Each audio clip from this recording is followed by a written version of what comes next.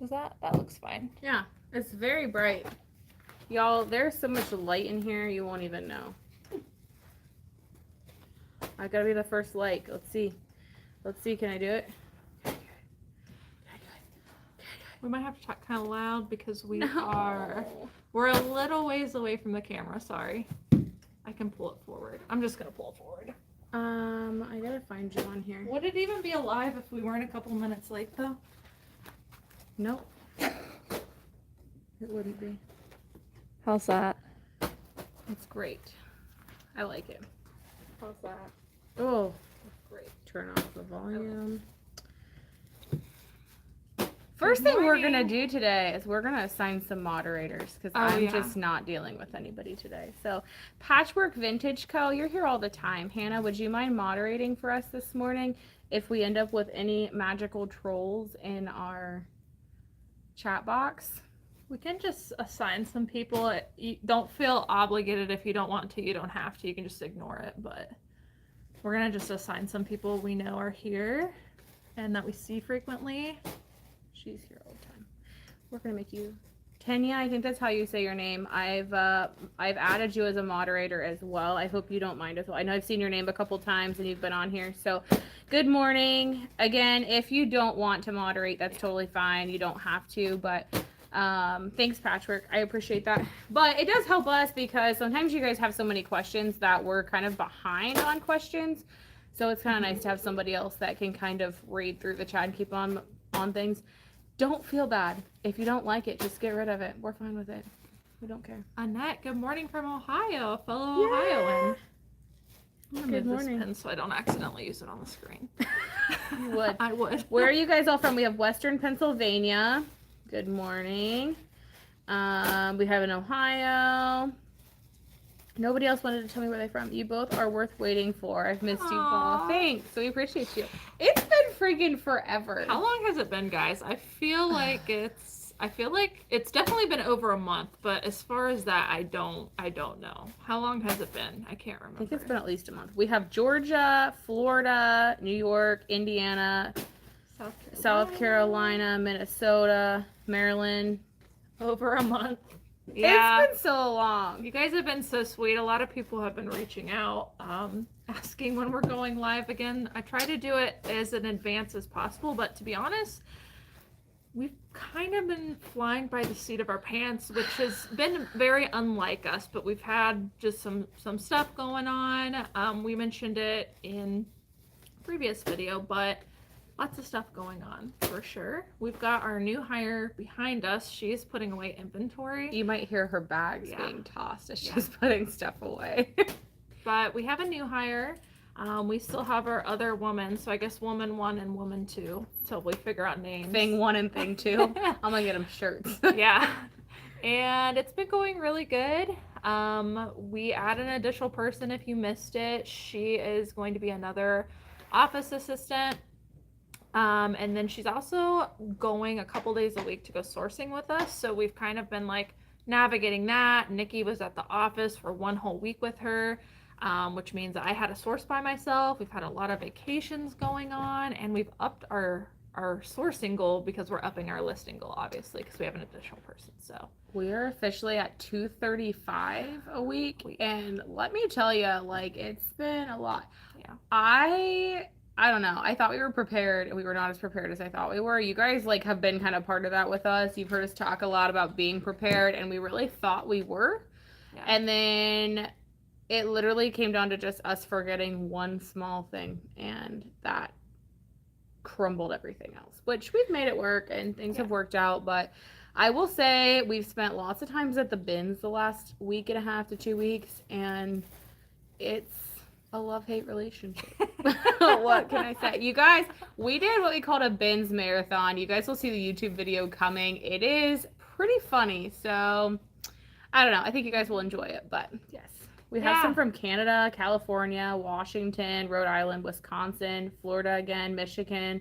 And one says, hi, friends. Happy morning. Or happy Monday. Good morning. Happy Monday. Thanks for everybody saying to smash the like button. Don't forget, take a couple seconds, give us a thumbs up. Especially this live because it's been so long. I'm sure the YouTube algorithm is like, what are they even doing right now? Like, they're not going to promote this video because we haven't been doing it all the time.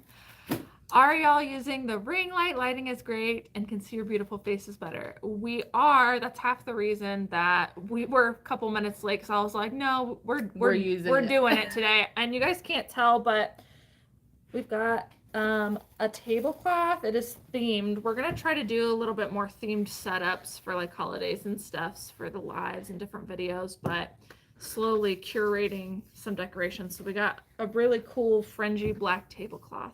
You guys can't see it, but I put it on today. And yes, we're using the ring light. The ring light's been really good. That video just went out. A couple of people have bought it actually. So thank you guys for that. I hope you guys enjoy it. It's really neat. I really like it. It's hefty. And we do look good right now. You see that lighting? Yeah. She turned it on and I was like, I can't see the screen. It's so bright. But it is very nice. We're glad to have it. So. Yes. Good morning. So we don't really have a topic. So if you guys want to dive right into questions, make sure to put those in the comments below. We're happy to answer any of your reselling questions, whether that's eBay, Poshmark. I can try other platforms, or if you just have some fun questions, we'd be happy to answer them too. But we really just got on today because it's been so long. I figured you guys would want to chit chat, but we're really glad to be back. That's for sure. Things, like I said, have been a little bit chaotic for us the last couple weeks. So it is kind of a relief to be back, be at least open to have conversations. We do think we're in a good place. And because of that, we'll probably have some more time in the upcoming weeks to do more YouTube videos, do more lives, and make sure that we're consistent. So I do intend on us being consistent as far as lives go the next couple weeks. Yeah. And that way you guys are there. Someone said our outfits are fall coordinated. I would have to agree. It's very nice. Oh, I guess. Look at her earrings. Show them your earrings. I gotta go get my water. Sorry, guys. This is so I don't know if you can see them, but they are coffee cups with little pumpkins on them. I hope you enjoy them. Here, I'll show you. Just because I think they're really cute. Everybody always asks me about the earrings. I don't know why, but they're very cute. One of my friends makes them. So she owns her own earring business, and I literally buy way too freaking many. I think when I counted the other day, I had like 75, and it's only been a year, and I only have 2-year-olds for them. So oh my God. It's insane. But yes, I do like them. I was trying to go fall theme today. So yeah, I do know something that we could talk about. I did see a question come in, but I don't know if you guys all saw it, but I posted about it on Instagram. But we are going to PoshFest. Are any of you going to PoshFest? Drop that in the comments down below. I'm freaking excited. Like, we can't talk about this at the office because I get so excited about it. I have only flown on an airplane one time my entire life. I was like 15. And I am like pumped. I'm going to eat all the barbecue. I'm going to wear all the nice things. And I'm probably going to have way too many margaritas. I don't even know what to tell you. But it's going to be the best, like, 4-day trip with my work wife. It's going to be fantastic. So we got asked to do closet consultations. So if you guys have looked at, like, the itinerary, you might have seen me on there. But we're going to do closet consultations, which surprisingly is oddly very structured like we do the Poshmark closet reviews that we do personally. I looked through that finally. You did? Yeah. Okay. I was like, I should probably look at this first. It's very close. We got it down, guys. We didn't even really need to look at that. But we are going to PoshFest. I will say, I think PoshFest is a really good place to network. And previously I had kind of looked at it as, well, I don't really need to go because, you know, I know a lot about Poshmark. And to me, I just saw it as like a networking strategy, more of a social event, but I really wanted to go. I've never been to that or eBay Open. I was hoping that eBay Open would be in person this year. It's not, it's virtual. We might tune into that. I don't know. But I am excited to go to an in-person Poshmark event just to see everybody. Hey, and then, but what I was getting at was previously I kind of looked at it as not a learning experience for us because we just know so much about Poshmark already. But I took a look at the lineup and like the breakout sessions and some of the topics, and they actually did seem pretty beneficial. Like there was some stuff about like growing your brand, some social stuff. some new features coming out. I'm not allowed to say it on here, but some of you might have been invited to try Poshmark's new feature. I haven't told you about that yet, and I was like, yeah, I don't know if you clicked into it yet, but it no. showed up on our app. But there's a new feature coming out, which is really exciting. So I don't know. I think that we might actually learn some stuff there, in addition to the social aspects of it. So I'm really excited. is anybody going? Did anyone comment? No, nobody says that they're going. Okay. I did see somebody. Let's see. This Leslie Andrade. I might be butchering your name. If so, I'm so sorry. Leslie actually lives in Houston, Texas. So okay. maybe we'll just happen to run into you. That would be pretty cool. So yeah. We do have a couple questions if you want to answer. Oh yeah, let's jump in. Annette wants us to discuss the sell-through rate strategy. That's a great topic because you know what? Sell-through rates have been so like all over the place that we've really been struggling. Oh, little Miss Nat's in the chat. She's already a moderator, so that's good. Oh, she also says she lives in Houston. Oh, heck yeah. Yes, you should go. She said, I'm thinking about it since the price dropped. So I guess they dropped prices. Yeah. Good. You should go. We'd be fun. We could meet each other in person. Yeah. I promise I will not be super high energy. I'll try to pull it together. You can't promise that. I said I promise I'd try. That's Kaylee. why people love you, is because you're high energy. I'm the mellower and you're the go-getter. Okay. Sell-through rate. Every time I say that, I go to say sell-through and it comes out sale-through. Sale-through rate strategy. That Appalachian, that Appalachian voice. Let's really quickly talk about what sell-through rate is. Sell-through rate is how quickly you should expect an item to sell. There is research you can do, data to support that by going on to whichever platform you're selling on. You can not only see the available sold listings, the available for sale listings, but you can also see I'm a mess. You can also see the sold listings. Should I start over? So, long story short, let me give you the Cliff Notes version. I can't talk, guys. It's Sell-through rate is the amount of available listings. You do have to take into account pre-owned or new, whatever your item is. Say it's pre-owned. So, pre-owned available items that are the same as what you have versus the amount of pre-owned items that have sold within the last 90 days. Yes. Cliff Notes. That's what sell-through rate is, in case anybody's watching and they're like, what is sell-through rate? It's just how quickly an item's going to sell. We personally, no matter what platform we're selling on, we tend to focus on eBay and Poshmark. But even when we're picking something up, knowing that we're going to list it on Poshmark, we still do our comps on eBay. Why do we do it on eBay? Because eBay is like, first of all, our number one platform. So most of the items that we sell on eBay are on eBay. We do occasionally go against the comps for things that we know do really well on Poshmark, but 90% of the things that we really look at, probably 95%, we really focus on eBay because that is our primary, I guess, item or primary location for sales. But we do like Madewell jeans, for instance. They don't necessarily comp well on eBay, but we have a really good time with those selling on Poshmark, so we get them anyways. But it is important for sure. What does you're gonna be drunk, the person that just made that comment. What? Oh yes, Unstoppable Josh. I literally told Kaylee that when I go to Houston, I want to make a shirt that says #substantial and has like a dash that says @Kaylee Elaine. Because I'm not even kidding. She does it here too. I don't know what other word to use. All the time. I don't know what word. I don't know. We need to brainstorm some other words for substantial so we can start using that. I'm gonna have to like go look at synonyms and see what we can come up with. But it's words game, but for my vocabulary. Everything is substantial. She's like, oh, look at this. It feels substantial. Oh, look at this stitching. It's substantial. Every time. Like, I can hear her. As soon as I hear substantial, I'm like, Kaylee's here. Where's she at? So, sell-through rate, we Group Kaylee shirt. I love it. We look on eBay simply because more users are on there. So typically the same, I mean, it's good data, right? It's good data to have more buyers to get the data from.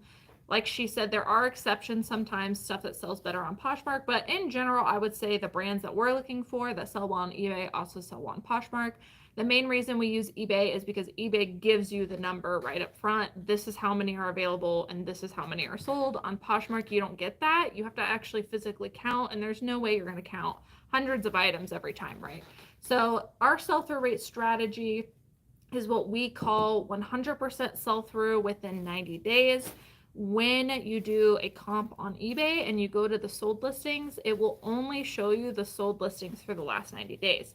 So all of your available will be what's currently available no matter when it was listed, but then your solds are only going to show 90 days, which means you only have that data group, right? It's not going back a year. So it, in a way, kind of screws you up, but in a way helps you for seasonal items. So if an item is starting to trend out of a sell-through rate, you'll know it based on season and pretty quickly. I'm trying to think of some that we've comped lately. There's been like some outdoorsy stuff, short sleeve stuff. Let's talk about the opposite of that too.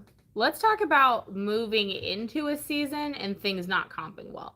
So like, for instance, we've been comping all kinds of like mohair, alpaca, sweaters, and none of them are comping well. So specifically, I comped an Everlane women's 100% cashmere sweater, and it was atrocious as far as sell-through rate. But like last year, they were like 2 times the amount that were listed, and I sold it for like $75. So I picked it up anyways, going against the comps, because I knew that we would go into that season and it would be worth it. But it's kind of something to think about as well for sell-through rate. Yeah. So we kind of have had to go against the sell-through rate during seasonal transitions. But in general, on a normal basis, what we're looking for is how many does it say are available for that item? Let's say it's 100. And then how many are sold? Let's say it's 100 within 90 days. We would consider that a 100% sell-through rate. Mm-hmm. Expecting that will definitely sell within 90 days. That's how we look at it. There's, different ways to look at it. Everybody calculates it differently, but that's how we do. So we try to aim for 100% or higher. We try not to make too many exceptions unless there are a lot of substantial factors to support picking up an item. Water shot. Picking up an item to support that. And, in her case, like she just said, it was, high retailing brand and then a good material. Cashmere every year does well. So even if you're not seeing good comps for it, if it's a good brand, it's cashmere with no holes, like you should probably definitely pick it up. Let's talk about Miss Hannah says from Patchwork Vintage Co. says, I have a question about inventory. Do y'all keep it itemized like in a spreadsheet or use List Perfectly? So primarily we follow inventory on eBay. We have a system of numbers currently. We transitioned everything over to numbers. It's like 1 through 5,200 or something. But we got a video about it. Moral of the story, everything has a number and everything has a label with that number on it. And we just input that in the custom SKU label portion on eBay.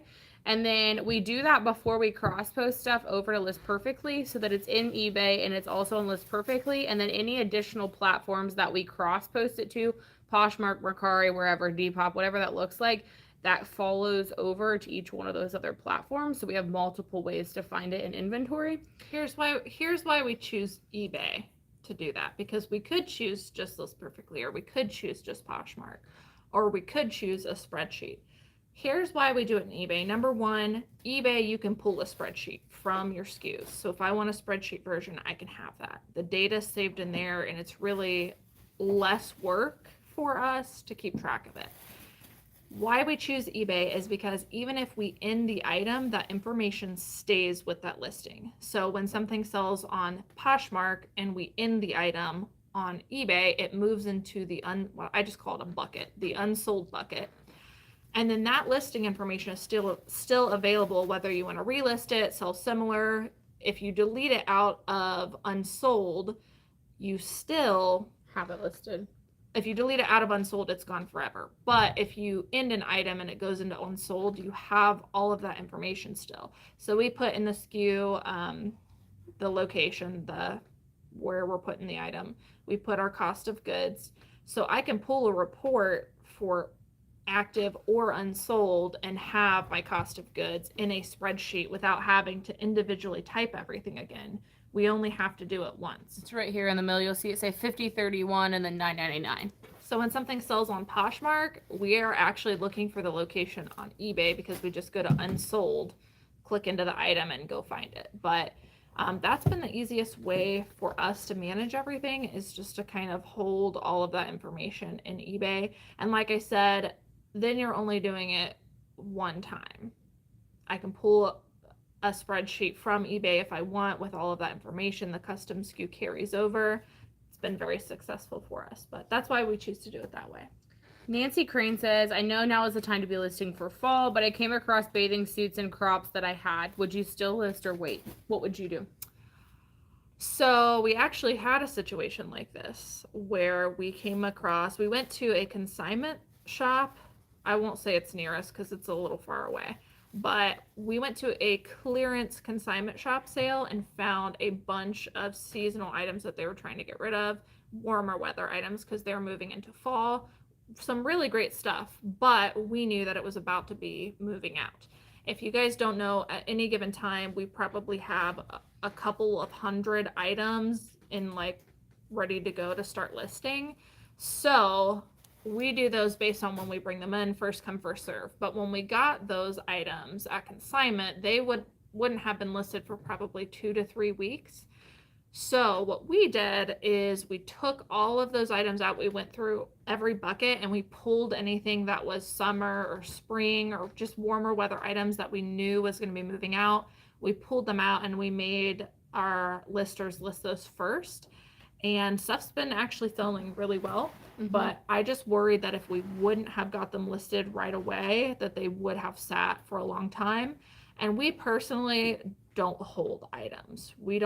If we find something good, we just list it because we sell internationally, it's cold somewhere. But I will say, a caveat to that is we do slow down on sourcing out of season items. It has to be really good for us to get it and have a really high sell-through rate and be a desirable item. So if I were you, I would get them pulled and list them now, really quickly, like today. Get them up so that they have a chance to sell and they're not sitting in your inventory, because what might happen is you hold them for next year. People might not want them next year. Styles change, brands become good or bad. Things happen. So if I were you, I would take the chance, get it listed now, see if it sells, and then drop prices moving forward if it doesn't, and that's what we're going to do. Yeah, that was something I was going to bring up. Make sure that with pricing, you are thinking pricing comparatively to what also is currently listed for whatever that is. So if it's a bathing suit and that whatever brand, definitely check those. Make sure that you're priced well. I know sometimes we might price a little bit high because we might say, okay, this has substantial factors. And then one of the most important things on that is that you take that into consideration when you're pricing. But the opposite, like I said, when you're pricing something that's going to be going out of season, you want to make sure that you're pricing very competitively and that you keep an eye on that item. If you go a month and it hasn't sold, okay, and that's a month longer now that you've lost your opportunity. You might want to go ahead and down that price and keep an eye on those items. But I think we got 93 people watching and only 29 thumbs up. If you could take a second and give us a thumbs up.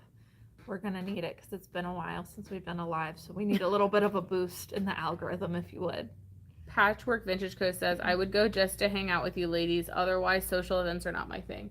Kaylee and I literally made a rule with PoshFest that we were a package deal. Anywhere they want one of us, we both go. We don't go without each other. And one, because we feel safer that way. But two, honestly, we don't really do social events either. I mean, I love them because I love talking to people and getting to know people. Kaylee, is internally dying and not saying anything. But I know it's surprising because I'm on YouTube, but I'm actually not generally a very social person. If you guys didn't know, I'll tell you a fun fact about Kaylee. She hid the fact that she did YouTube from literally everybody except a few very select few people. When I say a few, I mean partners. That's it for till she hit 5,000 people. Yeah. And I started, and she was like, hey, I need to talk to you about something. And I was like, what? And she's like, so, I have a YouTube. And I was like, what? Are you kidding? And she's like, no, please don't tell anybody. She's like, but I had to tell you because you literally have access to everything of mine. And I knew you'd probably come across a video or see an email or something. And I just wanted to tell you. And I was like, no. And she's like, yeah, I have like 4,500 people or something. And she's like, when I get to 5,000, I'm going to tell my parents, I think. And I was like, what? And like, I was shocked. And then like, naturally I had to go watch them all because what else am I going to do? And I'm like, I've known you since I was like 12 and I literally didn't know this. So she's very introverted, but you should go anyways. I'm an introvert forced extrovert when I need to be, like in the workplace or on YouTube. I've gotten better, honestly. YouTube's helped me grow a lot, but I feel you on that one, the social events thing. I don't mind hanging out with people I know. I love hanging out with people I know, but if there's like anyone that I don't know, it like makes my heart pound. Makes me nervous. Good morning. Bobby Loves to Thrift is from Ohio. Good morning from our fellow Ohioans. Michigan, not too far away. San Francisco. Hi, Joe. Welcome to our live. Still waking up, I'm afraid. Trust me, we feel ya. Mondays are rough. Misty Cannon wants to know, do y'all ever source online? I prefer sourcing on Poshmark much more now than going into stores. I would love to only source online, but I have not been successful enough to do that. Occasionally I will source online, and there's like a couple of like really niche things and certain brands that I have like alerts set up for that I know to look for. But in general, we just don't. We have better luck physically going in. I made Nikki one day. She was here at the office and she needed some like extra stuff to do to fill up her time. And I was like, why don't you try online sourcing and just like dip your toes into it, see how it is. And I like warned her. I was like, you're probably not going to find anything. Like, it's very time consuming. How did that go? I hate it. Like, I literally, I think there was that day, and then there was another day where I was home with like my kids sick or something, and I was like, I'm gonna try to online source. And I came in the next day and I looked at Kaylee and I was like, don't ever make me do that again. She was like, why? And I was like, that was horrible. I think I searched like 35 websites and didn't find a darn thing. And she was like, yeah, it can be really discouraging. I will say that, like, I have heard a lot of people say on Poshmark that they can do it pretty easily because you can filter by, like, price. And if you know what you're looking for, I think it would be easier. The way that we've kind of learned to do it is find specific things, like specific styles in specific brands that most people don't know about, and to specifically search for either prints, patterns, or styles that are often missed.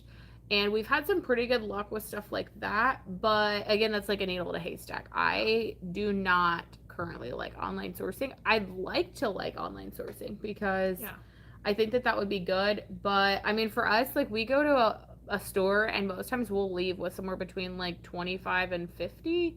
So like, I don't know, maybe we're in a store for an hour and we get 50 items. Like, I'm not going to be able to find, in my opinion, 50 items online on Poshmark.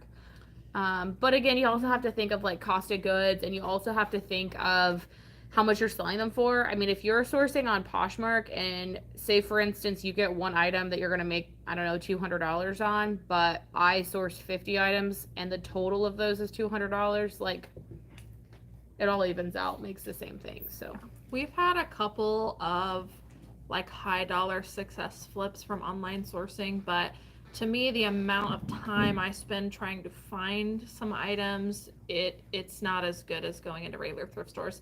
And I'm sure it's like anything else. If you practiced it, you'd get better at it. You'd learn what to look for. You'd be faster at sorting and filtering. But I'm just not to the point where I want to sit down and spend the time practicing that enough. So good for you, though. Honestly, if I could source everything online, I would. Misty, I'm curious if you have tips and tricks for not just us, but for anybody else in the chat for online sourcing. It sounds like there's some other people in here as well that also kind of struggle with online sourcing. Maybe you could drop some tips in the chat box of like things that you've found that work. I mean, obviously I get it. I don't want all your trade secrets, but you know, maybe if you have like a specific way that you've been looking for things that kind of work for you, maybe you can give us some tips and tricks. Only what you feel comfortable with, though. Let's see. I had to scroll back up. You know what's been, just because we're talking about sourcing, you know what's been kind of a more successful strategy for us is we have found some people locally just from like word of mouth that have either sold stuff to us for like bins or thrift store prices that let us like go through their stuff and pick out what we want, or just completely donate it to us in general. And that's actually been really helpful. And I would say, and I think we've, you know, I've seen some people in the chat too. We've had a couple people reach out to us online as well. As long as it's profitable for both parties, like it ends up being really awesome. And I would say probably once every couple of months, we get like, when people are going through their closet, we get like a really big just load of like donations, and it really helps to put padding into our sourcing. And that's actually been really successful. So if you're someone that doesn't like to source online, you might try just putting a post out on, we've seen a lot of success on Facebook, and like just tell your friends and family, like, I'm a reseller, this is what I do. If anybody has anything that I could buy for really cheap or that you're donating, like, let me sort through it first. The last one we had was a local woman. We actually put a job posting out on one of our local groups for this position that this girl got hired for, and somebody reached out to us through that posting, not for a job, but she was like, I just wanted to tell you, like, I used to be a reseller, I don't do it anymore, I have a lot of clothing that I'm trying to get rid of, I'm having a garage sale, but if you guys want to look through it first and offer me a deal. And we did, and we got a few pieces from that. So it can be profitable. There's all kinds of ways to source.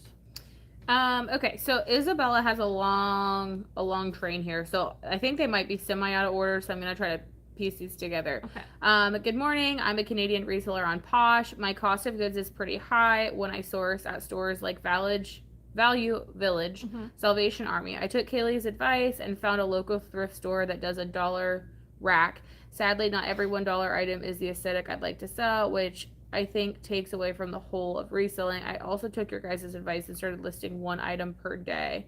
Good. So I'm going to stop before we go further. Not that you can only source $1 items, but I definitely think that that will help. If you're like finding that things do not fit with what you get, you don't have to pick those things up. Like, you could always choose to skimp on those. Don't go against like your branding if it's not something that like you're comfortable with. But definitely, like, I think that, I don't know how much your regular saying. You say your cost of goods are pretty high. But dollar racks will definitely help, but don't feel like you have to completely like break your own business plan either. She also says, do you guys have specific sourcing habits depending on the season? Because things come as batches. How many sections in the thrift store do you check before calling it quits? That's a really good question. It's kind of a long answer, so we do have some videos about sourcing.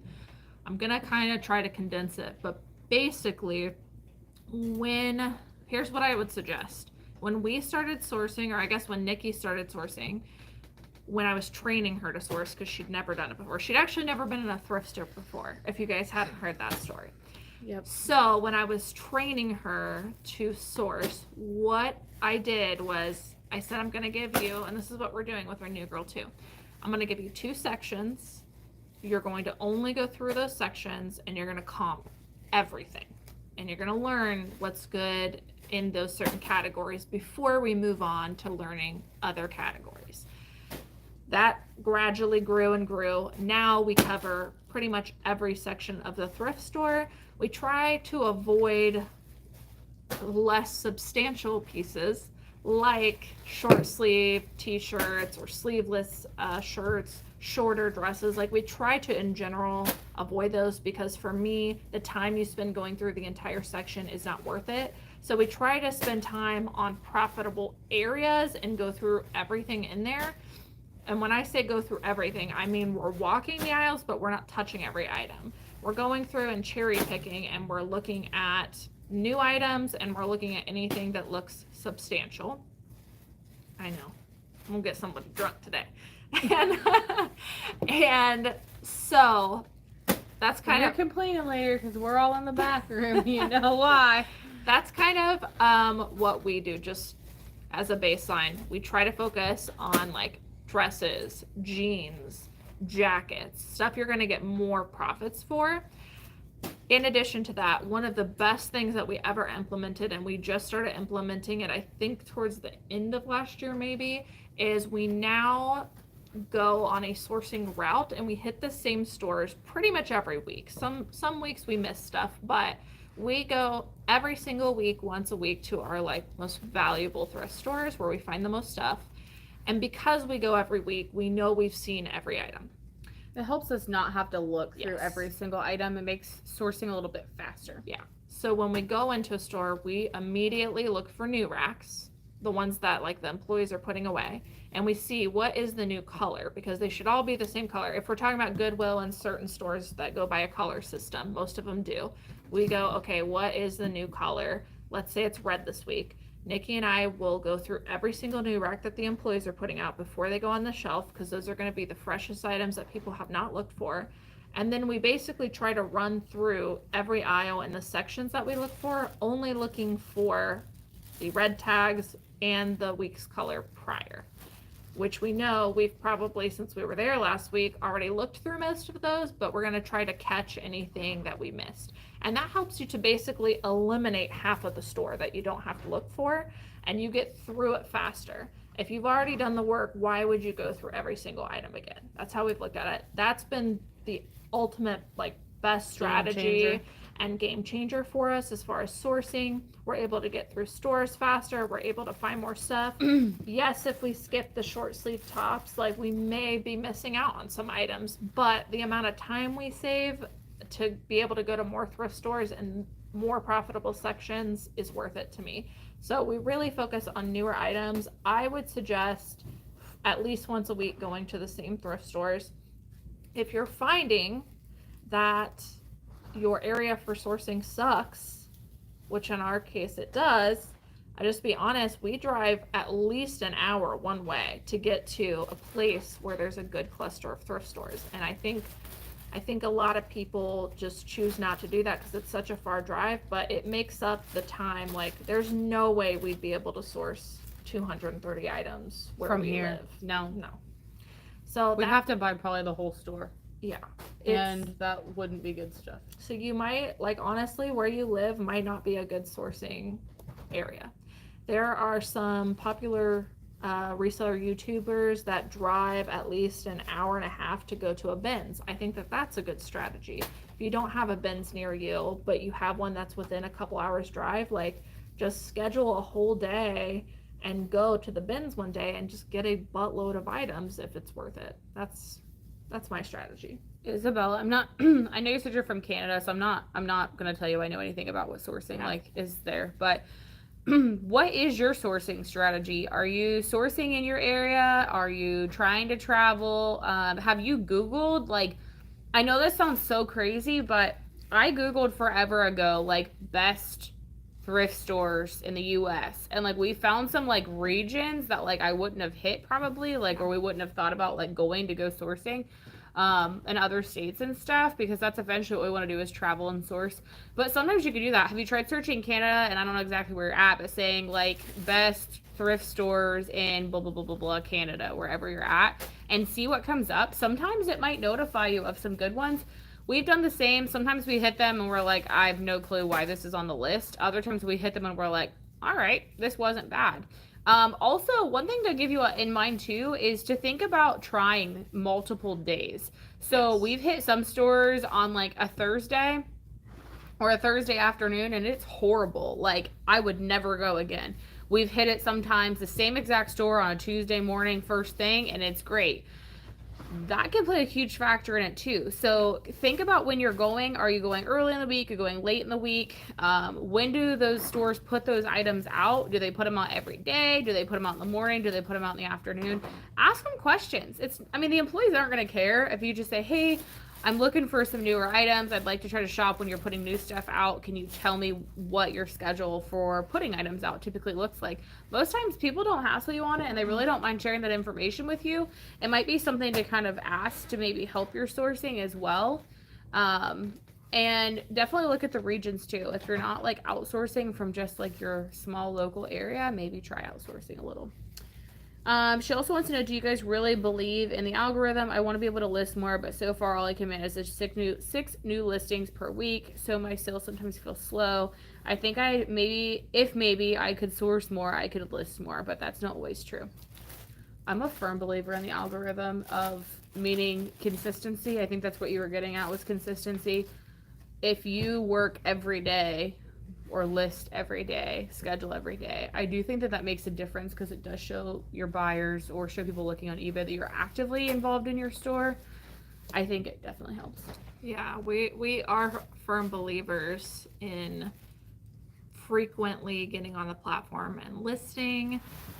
We say all the time, you can't have frequent sales if you don't frequently list. I do think every day is the best. And here's the truth of it. Like, if you can only list 6 items a week, you can only expect to sell maximum 6 items a week, right? Like, most people don't sell as much as they're listing. Most of the time it's like half of that. So yes, increasing your listings would definitely help. I would really look at your goals and make sure they're realistic. If you're listing 6 a day, but you expect to sell, 6 a week, but you expect to sell 20 a week, to me, that's an unrealistic goal. You would have to list more, obviously. But yes, whatever you can do with the time that you have, you definitely want to maximize it. And that would mean setting them active every single day. It really does help boost you. And if you just started doing that, it will take months of consistent effort to start seeing those sales roll in. So I would definitely stick with it. One thing I would also recommend, we say it all the time, but I don't think people take it seriously enough, is like, try to get a week ahead. Yep. So like, if you can only list 6 a week, like, try to do 12 listings in 1 week and schedule that other 6 a week ahead. You'll give yourself a lot more buffer room so that you can schedule things better. You feel more at ease. You can be more productive with things. Like, it really helps. And then when you're at a point where you can list more, then you can still continue working ahead. That way, if something happens, it doesn't derail your consistency, because you've already got it scheduled. You'll have a week to catch up. But yeah, firm believers in listing every single day if you can. The other nice thing about scheduling ahead is, say for you, Isabella, you go out, you get, say, 12 items this week, and you're like, man, that kind of sucks, that's all I got. So say it's Monday and you have your 12 items, you list 6 for this week, you list 6 for next week. You're like, you know what, I'm done for this week and next week. I think I'm going to go out and I'm going to look and find some more things, or see if I could drive. Like, this week and next week are done. So you've got some open time to maybe spend some more time on other things, try online sourcing, try traveling in different places, whatever that looks like for you. And then as you find more things, you could kind of start increasing your listings. And I think that's definitely made a change for us. Someone made a good point in one video. They were like, if you're trying to treat it, if you want income from a job, you have to treat it like a job. So would you go clock into work every day, or would you just clock in to work one day and say, I'm just going to make up all the time one day? Like, you would clock in every day to show consistency to your employer. So just keep that in mind as you're thinking about it. But yes, firm believers in consistency. We have a good morning from Central Florida, Chicago suburbs. Lovelace Grace says, hi guys, so happy to have made it. Good morning. Wendy says, good morning. Monica, I love your content, so spot on and relevant. Good morning from Louisiana. Hey. We got 133 people watching. It's quite a bit. I'm no good at online sourcing. I've wasted so much time. No. Get anxiety from stores now. I abhor online sourcing. It just sucks the joy out of me. Plus, it doesn't feel efficient for me. This is me. This is me. She says I'm all about efficiency. It literally sucks the life right out of me. Like, I tried so hard. I literally think I tried to online source at home for like 3 hours one day. And I got mad and threw my computer and took a nap because I was like, this is stupid. Like, I tried so hard, and after 3 hours of nothing, I was like, nah, I'm done. Like, Kaylee can be mad at me tomorrow, but I'm done. Like, I literally sucked the life out of myself. If we could stick with it, I'm sure we could get better at it, but we're just having too much luck with what works, which is going to regular thrift stores right now. Little Miss Nat says, I prefer to source in person because it scratches my retail therapy itch, and I get to flip it for profit. Yeah, the treasure hunting. I told Kaylee this. I think we both said the same thing, that like my favorite things are like Dollar Trees or Dollar Generals. Yeah. Because they do have some like cute decorative things. Like I don't obviously buy everything there, but like I buy like little pumpkins and stuff there, and like it makes me so happy. And like then I don't feel bad about throwing them away after the holiday, because I'm like, I literally paid like $5 to decorate this corner of my house or whatever, and I'm like, I'll just throw it away and buy new next year, and then I don't feel so bad. But A way to, I think we said it was like a way to treat yourself without spending hardly anything. money. Yeah. Another person. What? Go I ahead. was just gonna say something popped in my head along the lines of consistency that I actually haven't talked to you about yet, but somebody mentioned in a video. I was talking about like sales on Poshmark and how they increase because we've been more consistent listing, cross posting Monday through Friday, and I was like, we're kind of on the weekends, you know, we don't, because we don't work on weekends, and they were like, why don't you just schedule your cross posts for the weekends? And I was like, oh. Like, we know we can do that, and it sticks with list perfectly.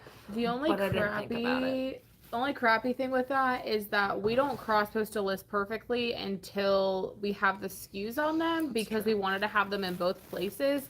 If they were already on list perfectly, which I mean, I guess we could skew ahead of time and put those in there. Like, we could go ahead and on Friday put the SKUs on everything, enter them, and then just cross post them over and then schedule them. But it'd be something to think about. Yeah, I was just thinking about that. If you guys are on multiple platforms, you know, try to be consistent on both of them if you can. Carl Church wants to know about, oh, it says Kathy, North Carolina, sorry. Please talk about pricing strategies. So we actually, if you go back on my channel on the recent lives we did, we actually have one that is literally titled Pricing Strategies. So I would go back and watch that if you want, like, in way more detail, because we deep dive into that. But our pricing strategies are that we want at least 100% sell-through rate or higher, few exceptions. So we expect something to sell within 90 days. If it doesn't sell within 90 days, we drop prices. Because we think it should have sold based on the data. Pricing an individual item, we look at the eBay comps, and we try to price at market or slightly under market, which means that we are pricing pretty much where everyone else is at, or $1 or $2 cheaper to get the quicker sale. The way we do that, and to know for sure, is we're very specific when we search for things. So we consider things like the size. If there is a specific size, we try to put that in our comp. If there is a certain material that might make a difference, we put that in our comp. And we try to narrow down those search results so that we for sure know what the market is for that exact item. It's not enough anymore to just put J. Crew blazer. You have to put J. Crew blazer women's size 10, it's wool, it's navy, it's got gold buttons. Like, you really need to narrow down in order to know exactly what to price something for. So that, along short, is our pricing strategy. But like I said, go back and watch that video if you'd like to hear that in more detail. Some people asked some good questions in that video, and we deep dive into it a lot more. We are kind of going back to the online sourcing thing, but Patchwork Vintage Co. says she typically sources online for non-clothing like items. Oh, that's cool. That Misty Cannon, which was the original person who brought up online sourcing, said she also sources by brand and style, for that's what she does. Some people list on Poshmark just not knowing what they have. That's kind of our sourcing strategy when we do online. So in Thrift said that she finds things by misspelling the brands when searching. So like Eileen Fisher having 2 L's, Athleta missing an H or having an extra H. That's a good idea. Yeah, I really like that idea. I would have never thought about that. And like, I mean, if you follow our strategy of like having things listed for so long and then discounting them, if people didn't realize the spelling was wrong and they kept discounting them, you might get something for pretty cheap. Or you might find something that's been there forever that like they would accept a low offer on. Or things in the wrong categories. We literally, okay, I just got to tell you a quick story. We did an inventory like a few months ago. We found I think it was a Polo Ralph Lauren men's vintage denim jacket with like plaid wool lining or something like that. Yeah, it was like flannel lining. Yeah, which are extremely valuable. High sell-through rate, extremely valuable. Like, at least $100. So we're going through inventory and I see that. I'm like, how has this not sold? Like, for real. Like, I get that we're in warmer weather now, but we listed this like towards the beginning of the year, and I was like, this makes absolutely no sense why this wouldn't have sold already. Well, we looked at the listing, it was listed as women's, and that was why. So finding, mistakes that other resellers make, I would have kept dropping the price on that had we not done that inventory, and some lucky reseller probably would have found that and then flipped it for way more money. So yeah, you got to think about those things. Little Miss Nat, thank you. I'll tell you a funny story about this shirt. So I bought this shirt thrifting this week with Kaylee, and I put it on yesterday, and I was asking my husband about whether I should wear green pants or blue pants, and he's like, you're not wearing that. And I was like, yeah, why? I just bought this. It's new. And he was like, are you serious? And I was like, yeah. He's like, that looks like my grandma's tablecloth. Like, I'm pretty sure she owns it. He was like, you can't wear that. I was like, oh, I'm wearing it. So here we are. I'm wearing it. But I'm glad. I'm going to go home and tell him. Little Miss Nat says she liked my shirt. It's very, like, boho. It's very fallish. I like it. I don't know. Anyways. I don't think it looks grandma's because the colors are bright. Patchwork Vintage Co. Thanks for getting rid of our random people in the comments today. Did we really have more people? It's not bad. They're just big obnoxious. So. Okay. Isabella says that is such a good strategy. Thank you so much. Sorry, but I've got more questions. That's fine. That's why we're here. Ask all the questions. We're 50 minutes in, guys. So if you do have questions, drop them. I'm hoping to stop at minimum an hour. So make sure to drop your questions if you do have some. Little Miss Nat says, I called my thrift store to see if they held monthly sales / promotions, and it turns out they have a big fill a bag sale on the last day of every month. That's a really good idea too for Isabella. Is you can always ask about different sales that they have. Sometimes they'll do like 50% off days or things like that. It doesn't hurt for you to call and ask. Maybe they don't, but maybe they do. One busy mama to you says, I try different times to source at Goodwill, and at times it really does pay off. Goodwill is very, I think, inundated with resellers. I told you it's hard. Sorry, resellers. And it does totally depend on what time you go and when you go. We talked about sourcing routes for us earlier. There's specific stores we hit earlier in the week because we know if we go later that it'll already have had a bunch of other resellers in it and we'll have lost everything. We also know there's some that like they're just consistently behind every week and that it doesn't do us any good to go on a Tuesday when we could go on a Friday or so on and so forth. So there's some we know that don't put out new racks until the afternoon. Like, yeah, you have to go every week though to figure out those strategies. And keep a spreadsheet in your phone or like a note. Kaylee and I both have like a section in our phones of like a sticky note or whatever that has like notes in it about each store and like, okay, this is the best time to go. This is the worst time to go. And obviously those are things that we're training our new girl and we'll work with her on those things as well. But it's definitely something that makes a huge difference. There are a couple specific stores that I had gone to myself that I was like, I would never go to again. Kaylee hit them on a different day and they were really good. And now they're like in our sourcing route. We go all the time. So Little Miss Nat says, smash the like button. We have 144 people watching and 71 likes. So please give us thumbs up. We would appreciate you. Thanks for hopping on. Heidi, we've missed you too. She says, oh my gosh, I've missed you so much. I learned so much from you. I'm so sorry it's been so long. Like seriously, Kaylee was on vacation and then I was on vacation.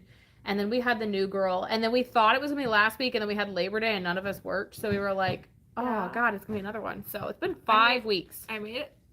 Has it been 5 weeks? 5 weeks. I made a post about it, but I was thinking when I made that post, I was like, it'll be a couple weeks. Like we have a couple of vacations back to back, but it just ended up being something all the time. But we missed you guys too. I missed hopping on. Someone keeps calling it, a few people keep calling it like a Monday morning meeting. They're like, I miss having our Monday morning meetings, and it does really feel like it starts the week off good. So I miss having them as well.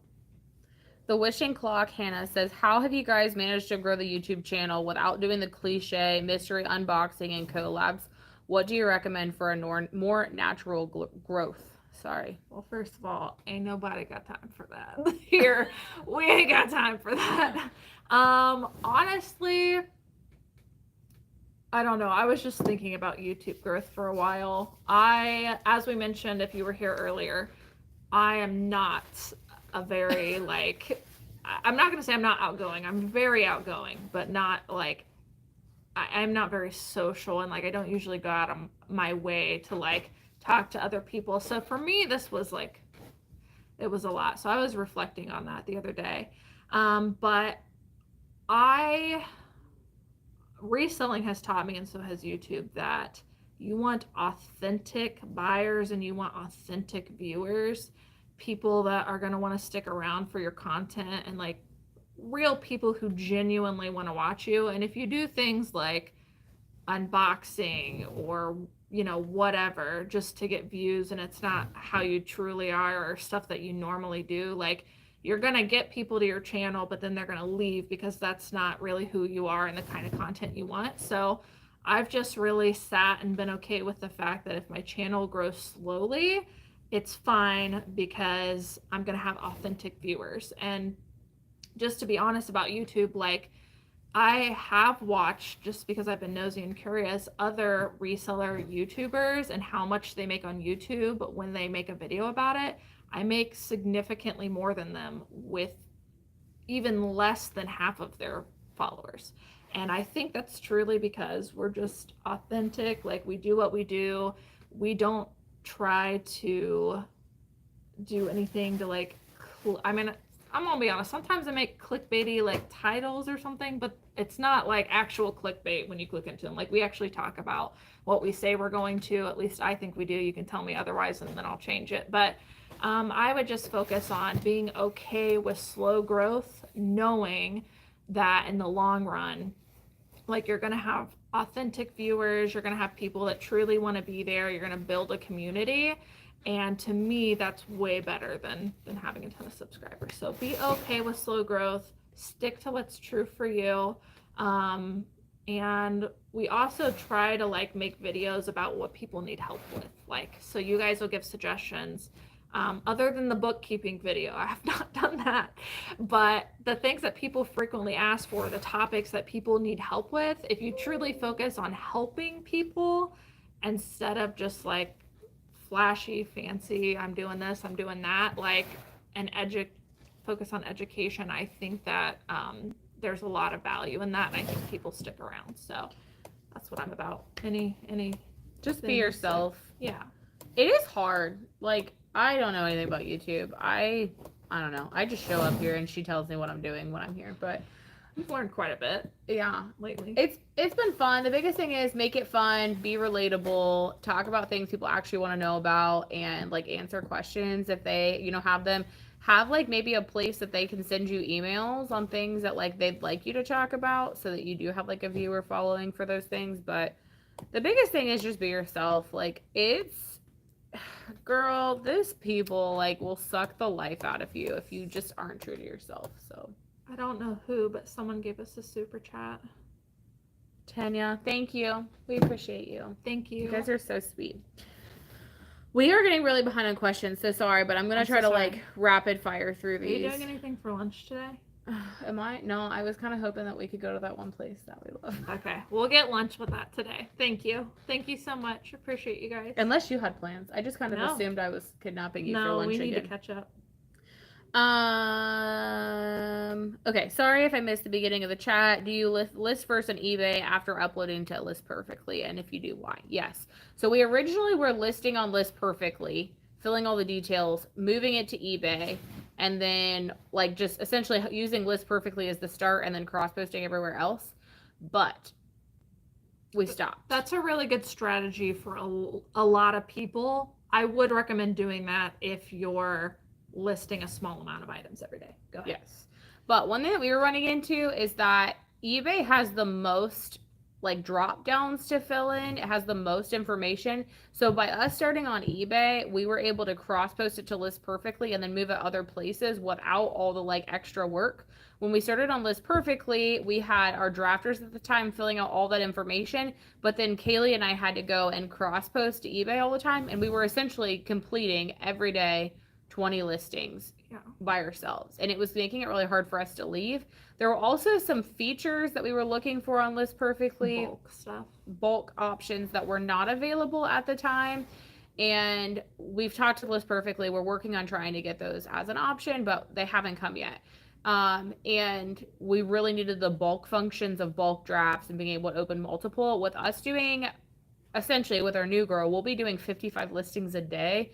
We would have to physically open up 55 new tabs on List Perfectly, and that just was not reliable for us. So we switched back to eBay. So essentially, we start on eBay, we draft on eBay, list on eBay, whatever. After they've been set live or scheduled, whatever that looks like on eBay, that same day we cross post them to List Perfectly, and then that same day we have one of our assistants cross post those over to Poshmark or any other additional platforms that we use. But as Kaylee said, if you're only doing like 5 a day, I do think it would be beneficial to start on List Perfectly and cross post to the others, but you also have to think about what your end game goal is too. If you're planning to do like 50 a day, you might as well just start the process the way that you would intend on doing it and go from there. Yeah, I think, and I kind of take that back. I don't think it really matters how many you're doing unless you really want the bulk features, which for us, we really need it because it saves a lot of time. And by bulk features, I mean like making bulk drafts at one time with the same information, which you can do on eBay. But if you don't really have employees, and if you're the same person creating the draft and making the listing, then starting on List Perfectly is a great option. Like, it can build a great description for you. You can use their background editor. And honestly, if we could use bulk features, and if it, like, having employees worked by starting on List Perfectly, we would start on List Perfectly. They have better image quality. To me, I really like their search functions. I don't have to worry about the drafts going corrupt on List Perfectly. It holds information for forever. I really like their templates too. Yeah, their templates are really nice. They're very nice. We still actually use a version of their template on eBay. We just like copied it out of List Perfectly and saved it over to eBay, and I really, really enjoyed those. If you don't have employees and you're not listing, let's say, more than 10 a day, I would start it on List Perfectly myself. I think that that's a really good option. CC Lovelace Gray says, can anybody share any recommendations on lighting? I have 4 newer soft boxes and a ring light. I really want to buy a really good lighting kit and eliminate having so many. Well, we just, was it the last, I think it was the last video I just posted. We just did like a comparison of our umbrella lights system to the ring light, which I'm currently using. I've got it turned actually down because it was blinding us. And I don't know if you can get dehydrated from a ring light, but I'm like sucking down the water. I like look at other things and I have the ring in my vision from staring at it. I keep blinking. Yeah, it can be very bright, and we only have it turned down to like 50% right now. But we did a comparison in that video that just posted of our umbrella lights to the newer, that's the brand newer ring light. So I would go back and watch that video, see the comparison. There are slight differences, but the slight differences I think make a big impact. The biggest one for us is, you can see we've got both and we're using the ring light, but the biggest one during that video that we noticed was it only took 1 ring light to get the same lighting as 2 umbrella lights. And by the way, the umbrella light system that are down below in the description come with like their own like default bulbs.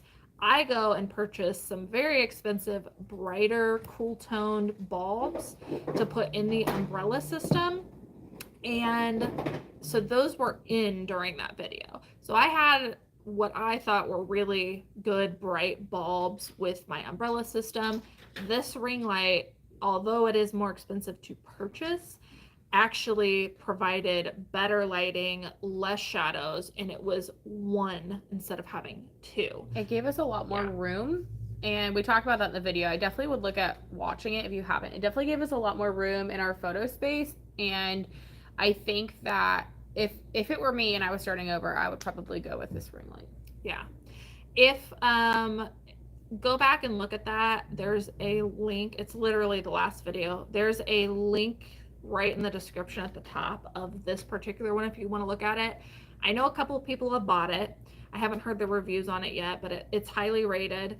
At the time, even yesterday, there was also a $50 off coupon on Amazon if you clicked on it. So you might look into that. I'm not saying do or don't, like do what works for you, but I'm just saying compared to the umbrella lights with the custom bulbs that we put in, this was better, and it's one thing. So Stephanie, we talked a little bit about this earlier about running comps. So if you scroll back to the beginning of the video, you should find that about that today. But we do pretty much solely rely on eBay comps, available versus solds. And we do occasionally have what we call the outliers that we will comp on Posh or look at on Posh, but 99.9% of things we solely base on eBay. But again, if you scroll back clear up to the beginning of the video, you will find more information on that. there's 162 people here. That's the most we've ever had, I think. They've missed us. It's been Yeah.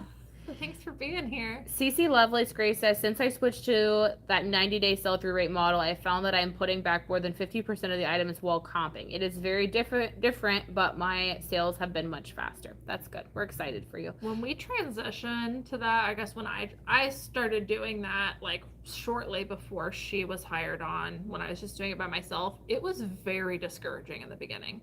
Like, to me, you really have to make a decision that you just know when you're going into a thrift store that you're not going to come out with as many things. But I try to think of like the full picture. Like, okay, if I would have bought those items though, I would have put in all that work, all that money, and they would have just been sitting there for me to get rid of at like cost later. And it really does take having a conversation with yourself to switch to that model.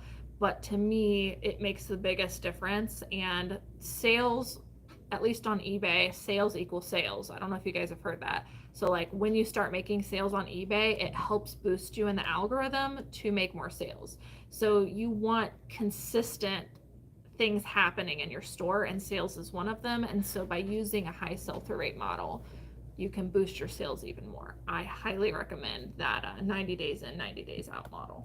Queen Boss Lady, yes, when we cross post to Poshmark, we do raise the price a little bit. Our personal rule is that anything under $40, we increase $5. From $40 to $100, we increase it $10, and then over $100, we kind of evaluate based on what it is. 20, 50. Yeah, it just depends. But we do that because of the offers portion on Poshmark. It's just kind of our process. You could choose to do it either way for yourself, but that is our process. So in Thrift, what about if you have a sweater that you purchased from a year ago? Do you refresh the listing with the current price due to the season, or continue to lower because it's from a year ago?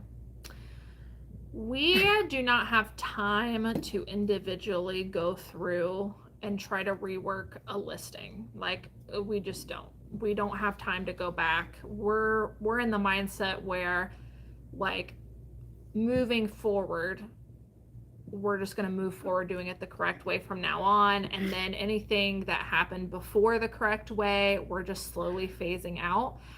But the beginning of every month, I need to do it now. But at the beginning of every month, we drop anything that is 90 days or older. I usually do like a couple bucks or 10%, something like that. And we drop prices every single month. If they didn't sell within 3 months, when I had the data available, I would rather just get rid of it, because if you wait for a whole nother year to come around for that same season, it might not be desirable anymore. So I would rather get my money back, even if I'm, eating quite a bit of that sale price, than not sell it at all, if that makes sense. So we continue dropping prices.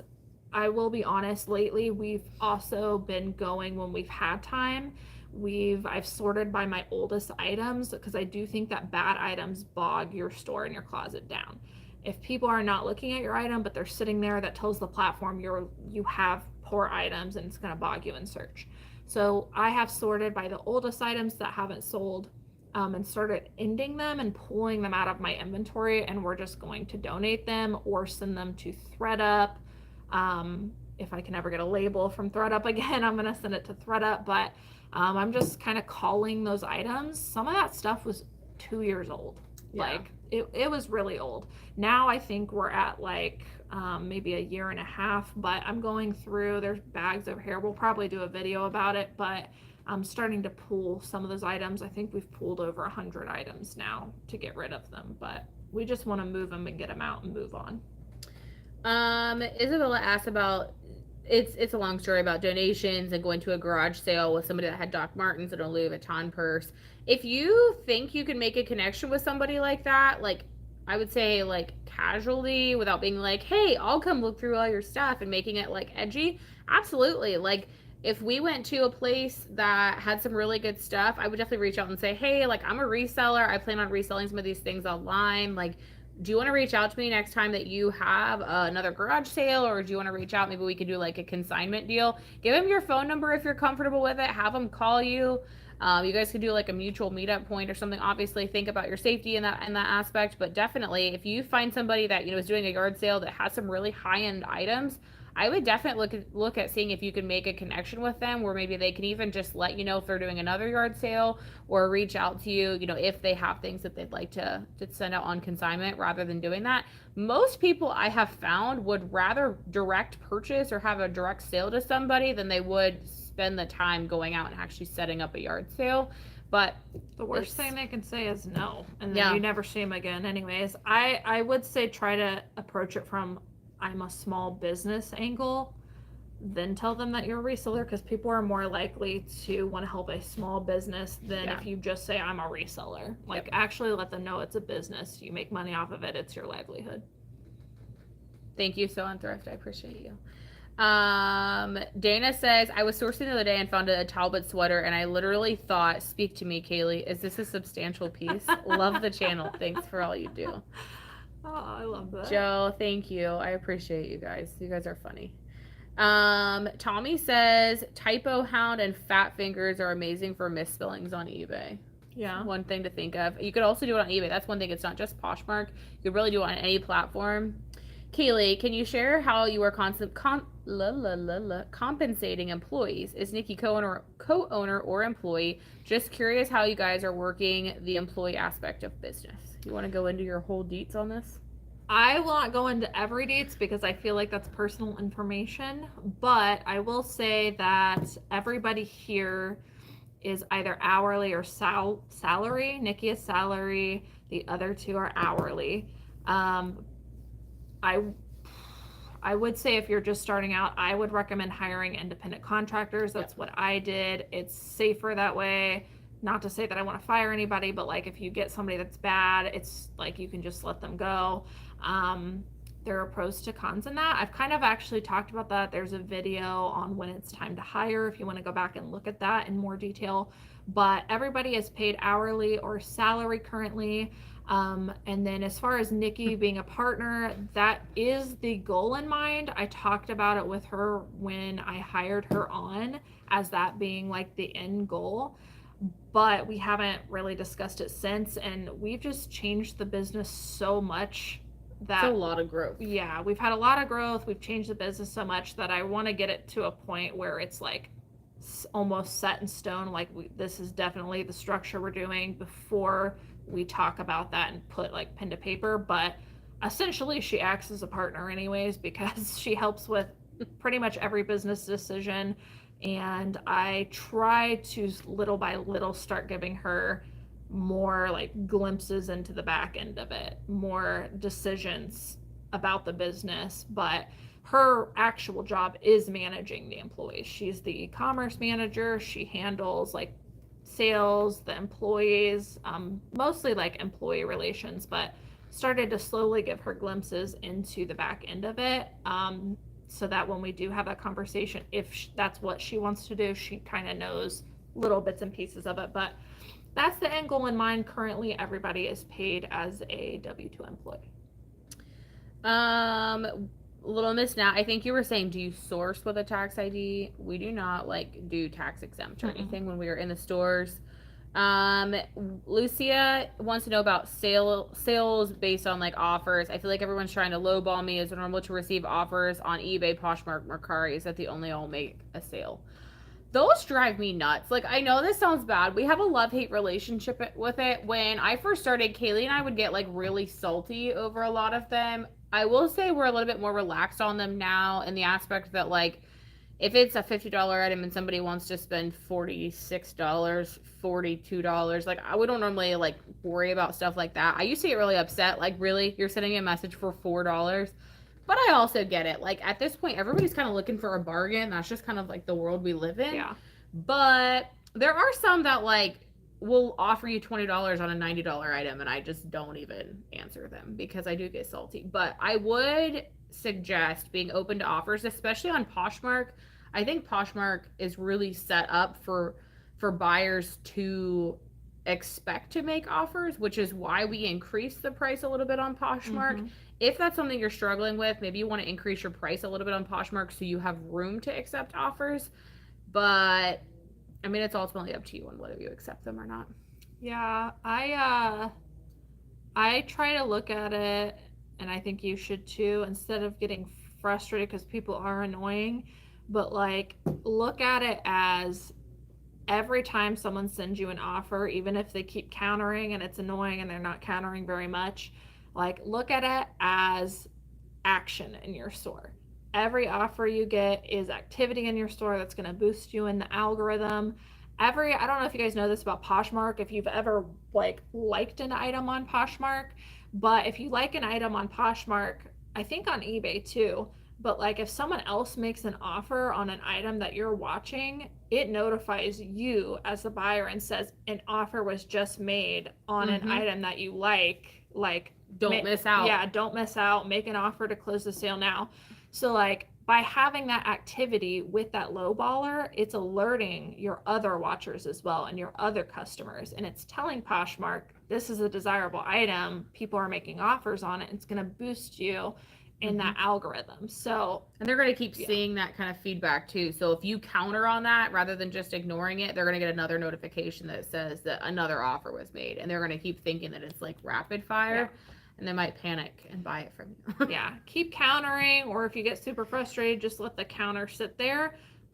We hardly ever hard decline. There have been a couple times I've been having a bad day and I'm like, I cannot deal with this anymore, decline.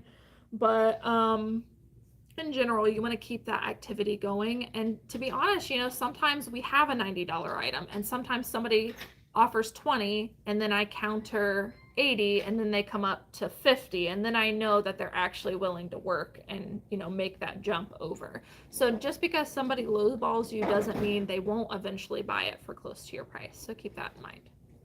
Misty, welcome to the channel. I'm glad you found us and that you're following us. We have not personally tried to sell on Instagram.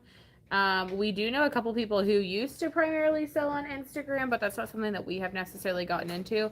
I have heard through the grapevine that it's a very different process as far as like what items you pick up.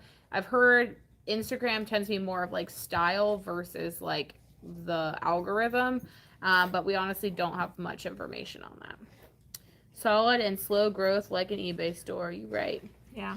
I selfishly would love to see you two as guest hosts on the Nurse Flipper Tuesday night as a live show. I don't know what that is. Nurse Flipper Tuesday night live show. I've heard of the Nurse Flipper. To be honest, guys, there are very, very few resellers that I watch. If I come across like if a new channel pops up on my feed, I tend to look for like lower subscriber count just to support people in the community because I'm a lower like subscriber count channel, so I try to support them. But to be honest, even though I might subscribe, I don't generally watch a lot of resellers.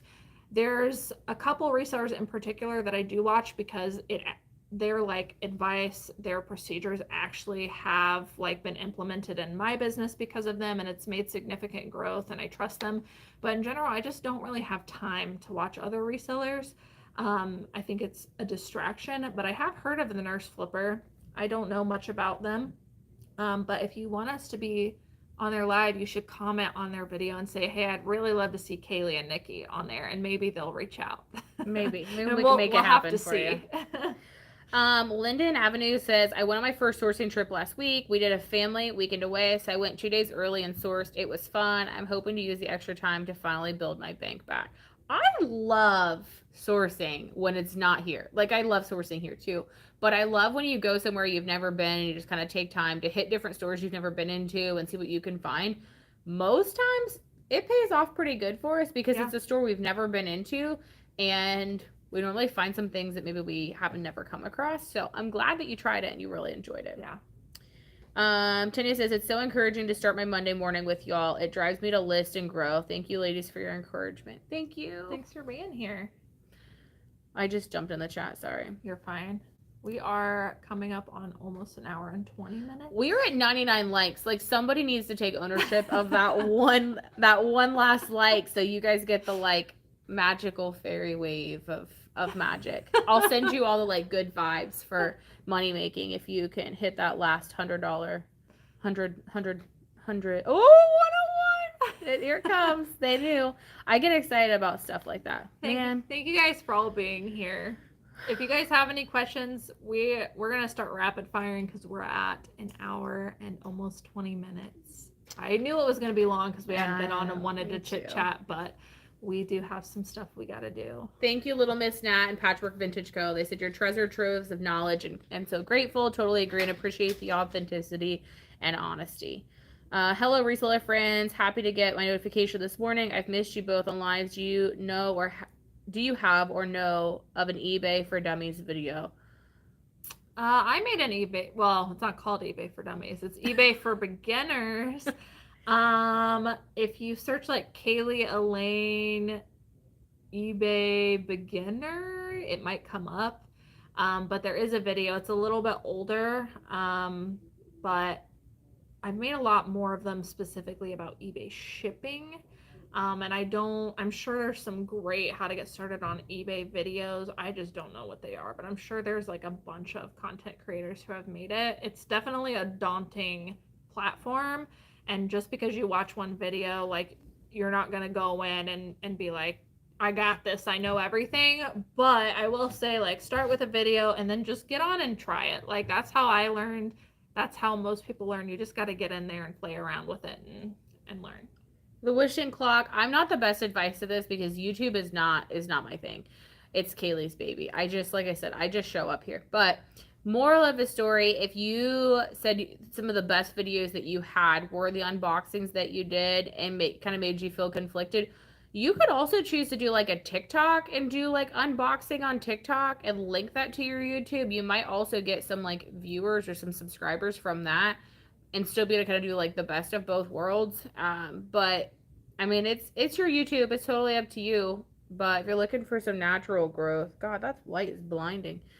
I would recommend doing both. So variety is good. I watch it too because I learn from you and I find you inspiring. I really do consider Monday morning chats to be like a staff meeting. You're right. It is. It's a staff meeting for all of our little friends on YouTube. It's really good for us because if we say we're going to do something one week, then next week we kind of have to report back and we don't want to fail. So we really stick to it.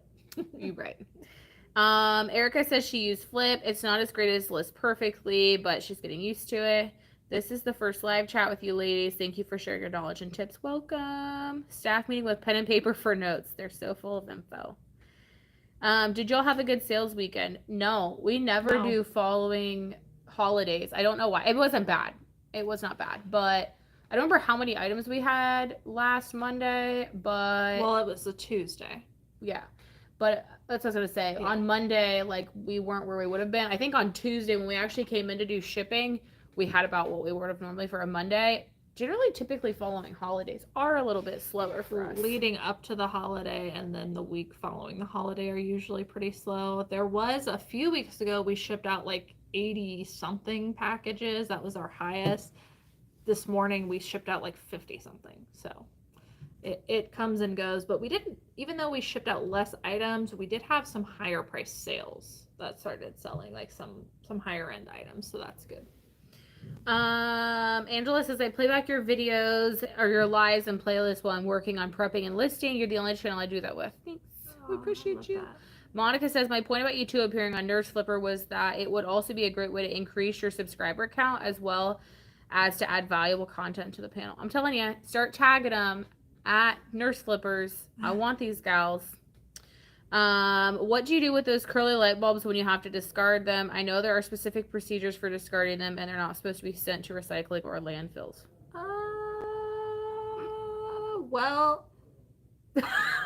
Well, actually, to be honest with you, I don't think I've had to throw one away. We haven't had to throw one away yet. Yeah, we purchased the custom ones. And then we kept the old ones because we kind of hoard supplies. I was worried that, like, if one randomly blew out, we'd at least have something to use. Yeah. But they've lasted a long time. I don't think we've actually had to. I'm gonna be honest, like, I would probably throw it in the trash. I would probably throw it in the trash. I know that's bad. I don't know. I also found out the other day that you're not supposed to throw batteries away in the trash can. I've literally thrown batteries away at home my entire life and never knew that. Me too. Sorry. Canceled. I'm sure we're going to get a bunch of bad mojo from that, but do you respond to Posh buyers asking to message them outside of Poshmark? I have in the past through Posh message back and schooled them on the rules politely, blocked one obvious scammer yesterday. Scammer alert for sure. Yeah, I always stick to the platforms. Yeah.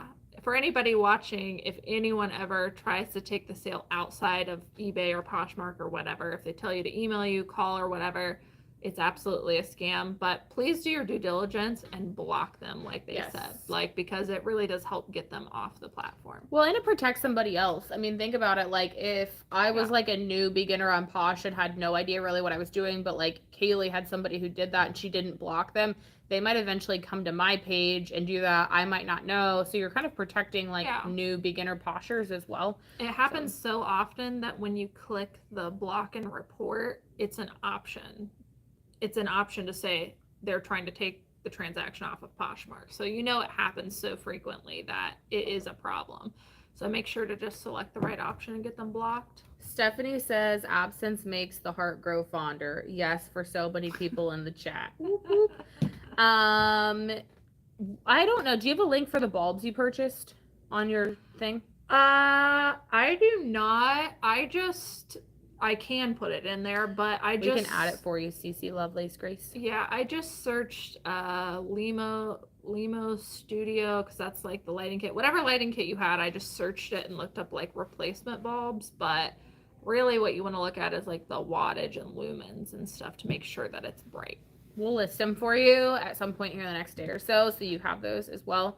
Piece of scrap. Need a reminder. I just looked. We have 5,227 listings with probably like another 200 ready to go currently on eBay. I'm trying to relist during Posh parties, or I like trying to relist during Posh parties. I feel like they get more eyes. That's a good idea. We actually were talking about all the like cool sale days and things like that Posh has. Those are a really good opportunity to reshare your closet and add new items and things like that. Yeah. Have you considered selling on Whatnot? We get this question a lot. We have not. We need to get our own crap figured out first. Yeah. My answer to that, I'm not against selling on Whatnot. It's just, for me, I would rather my whole focus continue being on eBay and Poshmark first, because that's where I'm consistently making sales and it's what's working. I think Whatnot would be a huge distraction.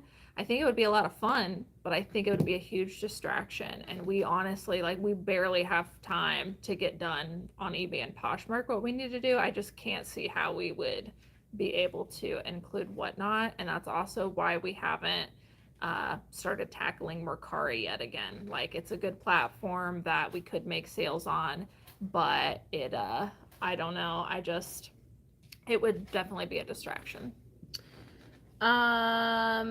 Miss Shopping Diva, I would definitely, obviously required, you definitely want to fill on eBay, but I would fill out as many additional information, like drop down boxes on eBay as you can, as many of those as you can. Don't fill them with like completely irrelevant information, but definitely fill out what you can. If you have like materials, you should fill that out. If you have like, I don't know, a season, you could fill that out. Anything that you do know, I would absolutely spend time filling out, but I wouldn't get like in the weeds for like personalization and things like that. But definitely fill out things like material, things that you think would add value, I would fill out. Linden Avenue wants a mug that says, "Have a substantial day." I'm going to make Kaylee merch, and we're going to sell it. It's going to be great. That.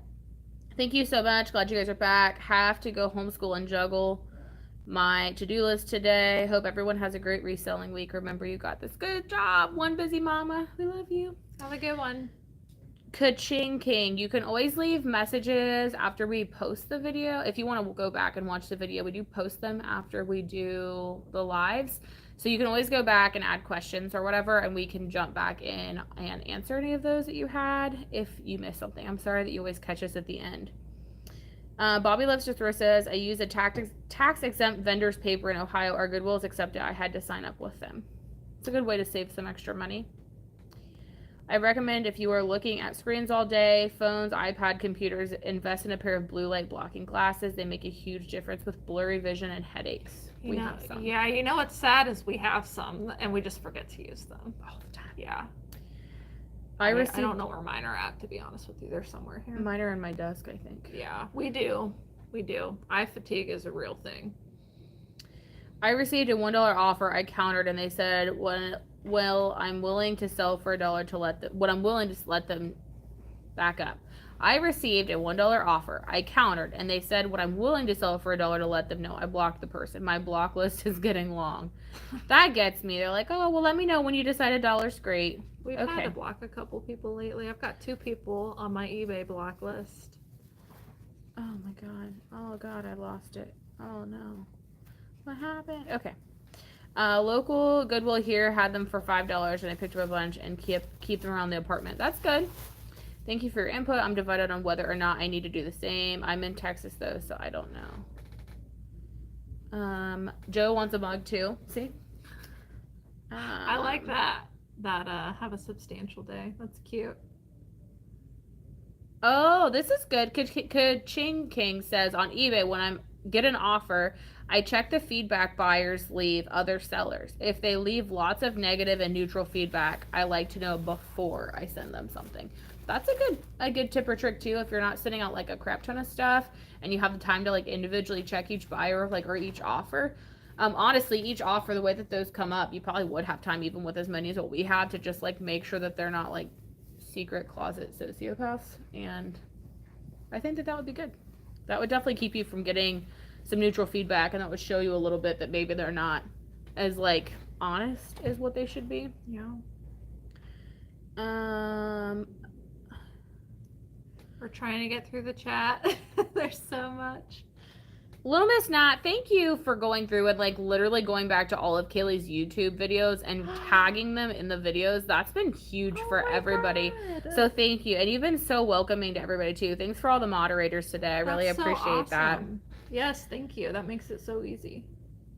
Gibson Reselling says, I sold 3 things this week and what, like, WTF. Literally, there's days like that. We had I don't even know when it was. I think it was a couple months ago that I came in and we sold nothing on one of the platforms. And I was like, man, it's odd to only have something on one platform. But we still have those days too.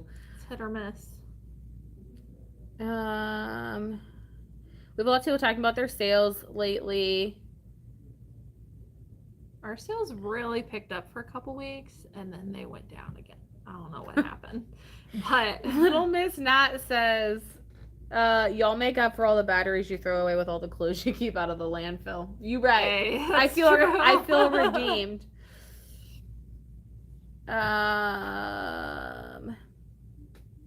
Sorry, I'm reading, guys. This Kelly says, hi, love your content, so helpful. I got a bunch of winter coats at an estate sale. Do you have any tips on shipping larger items like that? Well, we pick up a lot of like down jackets filled with like feathers. Those you can smash down without hurting them. Put them in a bag. Not that you're like, what's it called? Like where you pull the air out of it. We just kind of squeeze them and twist to kind of smash them down a little bit. So we do that with a lot of coats, but one box that we use a lot for winter coats, I think it's called the box 7. It's free for shipping priority mail items. It's by weight and distance. You can get it on USPS.com. It's 13 by 13 by 9 inches. It's a pretty big box. I mean, it's larger than... They hold pretty much anything. I think it's larger than the large flat rate box, to be honest with you. They are. But usually we can fit almost every coat into that. Besides that, I like shoe boxes too. The US shoe boxes, because you can leave them longer, but like roll them and put them in there. I use those sometimes. Yeah. We use the box 7 for almost everything. Sometimes the shoe box if it can be fitting in there, but then otherwise, whenever I order something from anywhere, we just kind of save some larger boxes. But if you can fit it in those box 7s, I mean, they're free. So order a few of them. They're really nice. I didn't know about them for a long time, but they're just by weight and distance, and they make a big difference. Yes, Patricia, there are people who actually win things on Posh sale days. I've won once. I won like a $50 Posh credit. I think I actually posted on Instagram and was like, I really thought these things were fake, but I guess I've been proven wrong. Only once though. I didn't even mean to. The Posh VA, I think it was like, oh no, it was cross posting. It was like love it or list it or whatever the one is you can make money by listing. And one of the employees at the time was cross posting on the Poshmark, and we won from that. Queen Boss Lady says, I don't think Whatnot is for you guys. Whatnot is a platform of low price sales. Your business model will not match the platform. I will not go back to selling Whatnot. It's just not for me. Yeah, each platform is very dependent on what your model is too. So, we talked about Instagram being more of like a style thing earlier. I don't know a lot about the Whatnot, but I know each platform kind of has its own following and its own style or branding of clothes that they're looking for. So I could see some being better than others. We have a hard enough time getting on these lives. Can you imagine getting on Whatnot lives? Like Patchwork Vintage Co. brings up a good point that she's heard of a lot of people sourcing on Whatnot versus selling. And that might be a thing. If most of the items are lower priced, you might be able to find some really good like high dollar items you could purchase rather than some of my reselling friends that sell on Whatnot, I've noticed they've posted on like Instagram, and they've even mentioned like I'm having a Whatnot sale. Some of it might be low enough for you to actually source from, so I thought that was kind of cool. Maya said she deleted her Poshmark account because it seems like there's a lot to do there, like share other sellers, items, etc. How about eBay? Is it better? eBay is more cut and dry as far as like you list your items, you're not sharing a bunch of things. It's less social, in my opinion, as far as like you said, comments, resharing, reposting, things like that. But there are a lot more information, a lot more drop downs on eBay that you have to fill out. Posh is probably the easiest to list on as far as like putting up your own items. eBay will take you more time, but it is less, like I said, less social. We don't like the social aspect of Poshmark either. That's why we use Posh VA to share for us, to send offers. Like it does everything. And I think I calculated it the other day. I tried to use Poshmark's new share feature, but we have, like she said, over 5,000 items active. I couldn't even get to the bottom of the page for it to load long enough to select everything. Like there's just no way I can use that tool as it is. And I calculated how long it took me to share X amount of items, and it would literally be somebody's full 8 hours to share and to send offers on Poshmark if I had somebody here doing it. So I feel you on that. If you decide you want to get back on Poshmark, Posh VA is a really great option. Joe, you don't have to worry. We're not planning on joining Whatnot. You can stay with us for a while. So in Thrift says, depending on the size of the coat, regional A boxes could be good too. There's all kinds of free boxes on eBay. On the USPS site, like honestly, you could probably just go through and order like one of everything and carry one of everything if you have space to store them, just so that you like know you have them to try to kind of fit things. I honestly just like, I don't know where you're selling these coats, but I honestly just like pull up eBay and see where they're going and see like what's the cheapest option that it'll fit in. But yeah, there's all kinds of different options. So Tyvek envelopes are good for sweaters if you can fold them down, even though they're bulky. They slide in pretty easily. Piece of Strap said sometimes UPS and FedEx might actually be cheaper too, depending on where they're going. That could be another thing to look into. CC Lovelace Grace. Yeah, I don't know. Kaylee and I have a love-hate relation about this video thing that came out with eBay. She thinks it's kind of cool, but I like demise it. It's not for me. If it could just be a video and like eBay had a function where during the video you could like add a photo like during that video, like a screenshot into your listing, that'd be cool, but they're not there yet. Live auctions are not my things either. There is so much drama within Whatnot that I decided not to bother with it. A bunch of adults being childish. I saw some of that. I've seen some like videos being posted we try to stay away from the drama as much as we can, but we do like hearing about it because it's funny sometimes. But I have seen quite a few resellers posting about drama and whatnot, and I'm like, I just don't want to touch that with a 10-foot pole. Like, no. We've got enough drama in our own lives. We're good. We're good. We don't need anybody else. All right, we have officially hit the end of the chat, so we are going to say goodbye to you guys. It has been an hour and 45 minutes. Holy moly. If you guys have not hit the like button, please do so now. I would appreciate you. Also, again, Tanya, thank you for the chat. We're going to go get thanks for the super chat. some Mexican today. Thank you guys for it's the my thumbs favorite. Up. Thanks for all the thumbs up. We do appreciate you. Yeah. And we'll be back next Monday. Yes. We'll actually be here. So next Monday, 9 a.m., come join us. We are... Or 9:05. Yeah, you never know. We will be here at 9-ish. See you next week. Bye. Happy Money Making Monday.